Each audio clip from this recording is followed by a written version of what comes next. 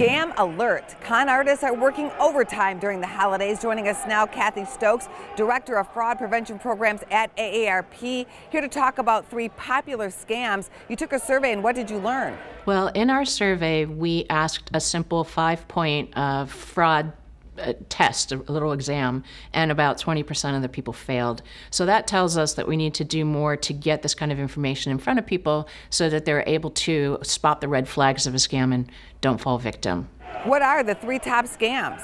A lot of them are, all year round, but they ramp up over the holidays and take a different spin sometimes. And what we're seeing relate to gift cards, charitable donations, as well as package delivery. Let's start with gift cards. What's happening there? One of the things we learned is that 70% of us plan on giving gift cards over the holidays. No surprise there, right? They're very popular. But 20% have also said that they've either received a card or given a card that didn't have any value on it. So why is that? Well, part of the reason could be that a clerk made an error when you bought it, but the more likely reason is that scammers have figured out how to manipulate and compromise the gift cards that are ubiquitous on the racks this time of year. So if you're going to buy a card from a rack at a store, just make sure that that card doesn't look in any way like it's been compromised. It's better to go with one that's actually packaged, that you can't get to the account number or the PIN. If it's not, make sure that that PIN number hasn't been scratched off and some tape replaced on it. Really, the best bet is to get a card that's protected. It's behind the counter. If you don't see that, you can go to the retailer online and just order directly from there. Because if you don't, the scammer's going to wait for that card that they compromised to be activated. They're going to drain the money right away. Charity scams also on your list. Yeah, so this is a really important time for legitimate charities to try to hit their year-end goals. Scammers know this, so they're out in force trying to line their own pockets. They'll set up a fake charity and try to get us to donate by, telling a sad story or whatever. And we did learn that just about a third of us actually research a charity before we give money to it. But when we do, half of us don't end up giving to that charity. And why is that? Because we learned that the charity doesn't exist, or we learned that the charity exists, but the money that they that is charged to raise funds for them is just too high, and we're not comfortable with that.